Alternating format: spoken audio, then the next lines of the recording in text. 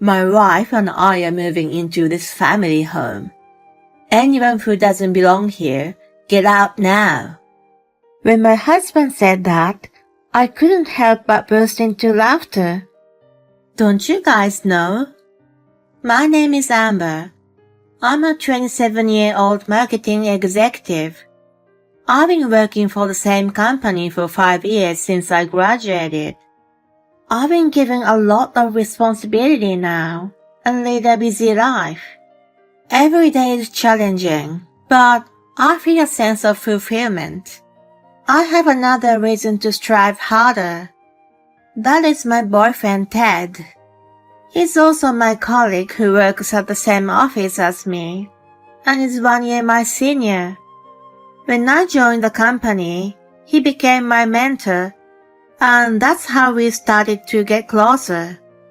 At first, it was just a typical colleague relationship. Around the time I got used to my work, he started to show signs of being interested in me as a woman and began making advances. Well, maybe he was waiting for me to become independent. The truth is, I was secretly attracted to him. So I was thrilled when he confessed his feelings to me. By the time I turned 25, in my 3rd year as a career woman, we officially started dating. We kept our relationship a secret from our colleagues. I was happy to see each other every day at work, and it was fun to go on dates after work or on weekends. It was delightful to have a good balance of work and private life. Our relationship was smooth sailing. Both of us were good at separating work and personal life, and we fulfilled our work responsibilities diligently. When both of us had a lot of work, we would stay late together and divide the tasks. I think we had a very good relationship in that sense. Then one day, someone at work found out that we were dating. It happened when we were walking together in the city on Valentine's Day. One of our coworkers saw us holding hands. Well, even without that, it wouldn't be surprising for people to assume we were dating since it was such a day. Although they teased us at first, everyone was supportive of us, saying we were a well-suited couple. It also helped that we both worked hard at our jobs without mixing our personal or professional lives. Since we produced good results, our superiors didn't say anything special about it. Thanks to that, we were able to continue our relationship smoothly. And then after 2 years of dating, he finally proposed to me. No matter how I envision my future, I always see you by my side. So I want you to walk through life with me. Will you marry me? Yes. I was overjoyed by his wonderful proposal so much, so that I almost fainted with happiness. I spent some time gazing at the engagement ring and couldn't stop smiling. We immediately went to meet each other's parents. First, we headed to his parents' house. Very nice to meet you. I'm Amber. Wow, you're beautiful. That's very lucky. Oh, you're too nice. No, you don't have to be modest. That's right, that's really lucky. Hey, you guys are putting me down too much, don't you think? His parents were very friendly, kind and funny. Their smiles never phased, and we had a pleasant time from start to finish. Your parents are so nice. I'm glad to hear you say so. It's my turn now, isn't it? I'm nervous to meet your father. He's also nice, so you don't need to be nervous. Yeah, but I still do, you know. Will he approve of our marriage? I've already decided to marry you, so it doesn't matter if he does or doesn't. Besides, he's not the kind of person who would interfere with his daughter's marriage based on his own opinion. Well, that's good to hear. He seemed a little relieved, but still quite nervous. Then a few days later, the day came for us to visit my parents. Did you sleep last night? I know you're teasing me, right? I couldn't sleep much. I knew it. While having that conversation, we walked a few minutes from the nearest station to my parents' house. Welcome, guys. My mom greeted us at the front. It's nice to meet you. I'm Ted, the fiancé of Amber. Oh dear, you seem so nervous. Yeah, he is. When my mom and I started laughing, he joined in and seemed to ease his tension a little. As we headed to the living room, my dad was waiting for us. Ted introduced himself politely, just as nervous as before. My dad welcomed him with a genuine smile. Nice meeting you too. I'm new. Seeing him return the greeting warmly, Ted seemed to relax a bit. From there, we carried out our conversations cheerfully. Ted, please take good care of our daughter. Yes, of course I will. They shook hands firmly. I watched them with a smile, feeling delighted. Afterward, we proceeded with the preparations for the wedding. During that time, we had dinner with both families. There was a cheerful exchange between the parents from both sides. Amidst that, there was another person from my side of the family who was meeting Ted and his parents for the first time. Hi, I'm Sarah. Nice to finally meet you. You're a pretty good-looking guy. That was how my sister introduced herself to Ted. She's 5 years younger than me and was a 22-year-old college student then. Since she was still in the student mindset, she tended to be a little hyped up. Ted had great people skills, so he easily clicked with her energy. Really? It's the first time someone said that to me. You're good with flattery. You're being too modest. You seem very nice, Ted. You found a great guy, Amber. I know. She had an outgoing personality and a light-hearted attitude. I thought she would have gotten along well with someone like Ted, who was flexible. Since he was an only child and had no siblings, I wanted him to enjoy having a sister too. The dinner with the two families went without a hitch and ended pleasantly. A few months later, Ted and I held our wedding. We had many discussions and put a lot of effort into the planning, so we were quite pleased that it turned out exactly as we had hoped. Our colleagues and friends seemed genuinely happy for us, which made us feel truly blessed. Right after the wedding, we went on our honeymoon, and upon our return, we started our newlywed life. I was exalted to live with my beloved husband. Every morning when I woke up, he was by my side, and he was there when I went to sleep as well. Moreover, since we worked at the same company, we commuted together. It was like a dream to be with him all the time. As we were both busy, we shared the household chores. He liked cooking and was better than me. Even with simple dishes like mac and cheese or grilled salmon, he added a little extra touch, making them incredibly delicious. I felt fortunate to have a husband who was not only an excellent cook, but also brought me joy. We collaborated and handled chores while fulfilling our respective jobs. Our colleagues praised us as an admirable couple. When we were not working, we mainly indulged in our shared hobby of watching movies. We loved foreign films and enjoyed 2 or 3 a day. We watched a considerable number of movies throughout the year. What shall we watch next weekend? I often browse movie review websites during my lunch break. Our married life was filled with simple happiness. However, Around 3 years into our marriage, something happened that changed everything. It was on a weekend. When the doorbell rang, I thought it was a delivery, but the person standing outside the door was someone unexpected. It's been a long time, Amber. Sarah, why are you suddenly here? Can you let me stay here tonight? Huh?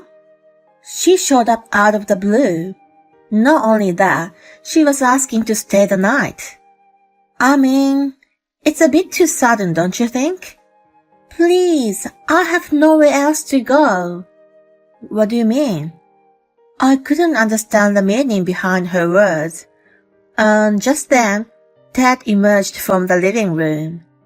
What's going on? Oh, Sarah, long time no see. Hey, Ted. Why are you guys talking at the door? Come inside. He then took her luggage and led her into the living room. You're so kind. I was hoping to end the conversation at the entrance. I was certain that if she came inside, she would have definitely stayed the night. Sarah, tell me the rest of what you were saying just now. What do you mean you have nowhere else to go? After graduating from university, she got a job and started living on her own.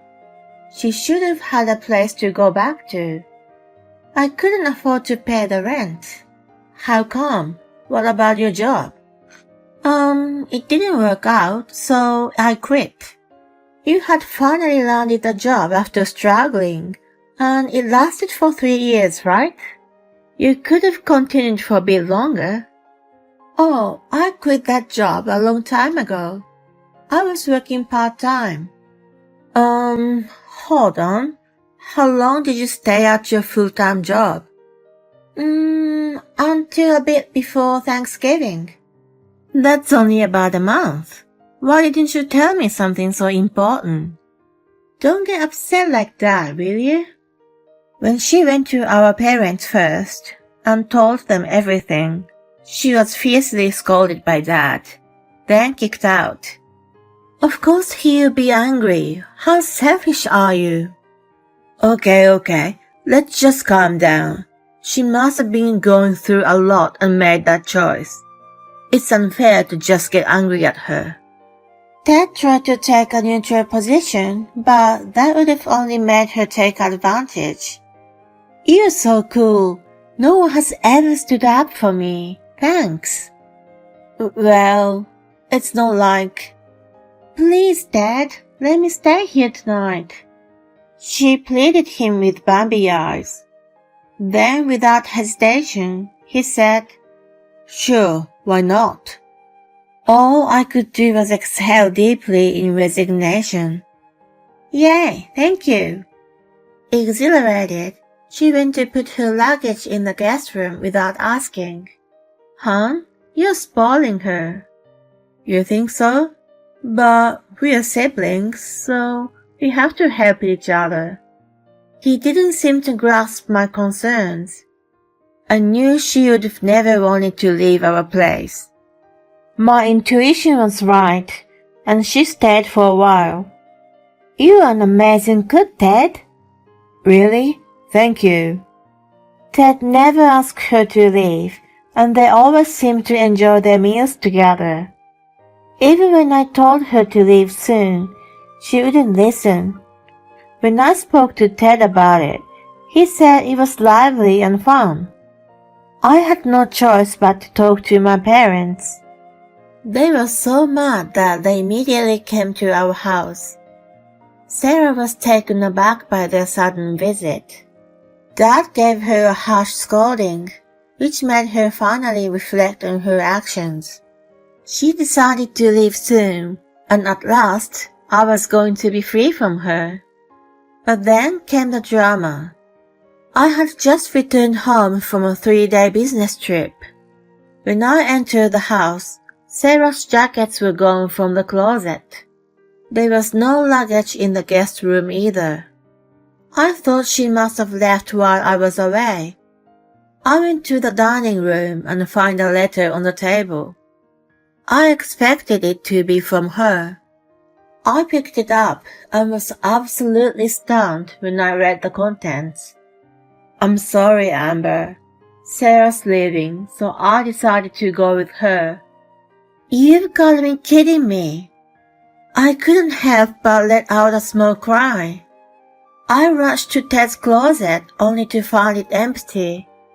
My sister and my husband had eloped together. I called and messaged both of them several times to no avail. I crumbled down to the floor. They had been having an affair under my roof. He had chosen Sarah over me. All of those were like a kick in my gut, and I didn't think I could recover from the immense pain. I called my parents and asked them to come over right away, and also sought advice from the police.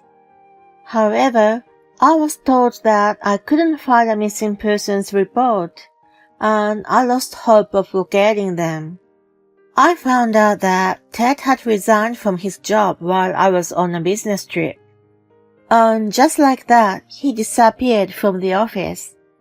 Soon after, I received the divorce papers in the mail. I desperately tried to find them, but it seemed impossible. I reluctantly signed the papers and submitted them, pretending to be a complete stranger to my husband.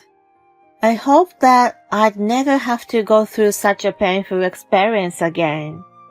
People around me sympathized with me, understanding how cruel Ted had been. Work became the only way to distract myself from the pain. I focused solely on my work from then on. 10 years passed in the blink of an eye. I was still working as hard as ever. Then one day, unexpected visitors showed up at my house. Hi, Amber. We're back.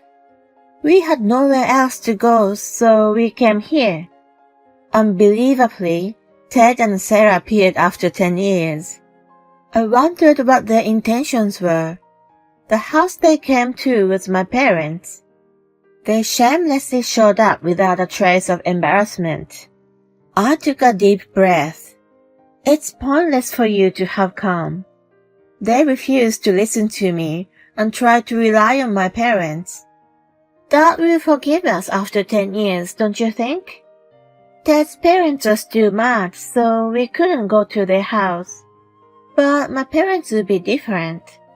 We'll move into this house. Anyone who doesn't belong here, get out now. When Ted said that, I couldn't help but burst into laughter. Don't you guys know? Mom and Dad have already retired to the countryside. So this house is in my name now. No way! It's not fair that you live here all by yourself. Who said I'm alone? You're not? Just then, my current husband emerged from the living room.